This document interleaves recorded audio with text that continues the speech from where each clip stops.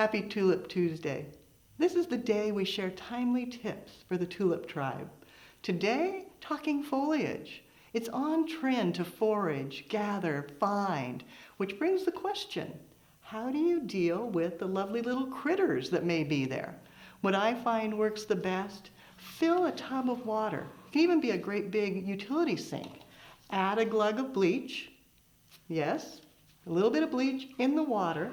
Then take your foliages. These I went out and gathered right here in the city. It's a bit of ivy.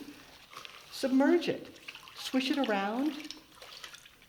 That way, if there are critters on there, they're now in the water, and the bleach helps to stop any contamination that might be on the leaves.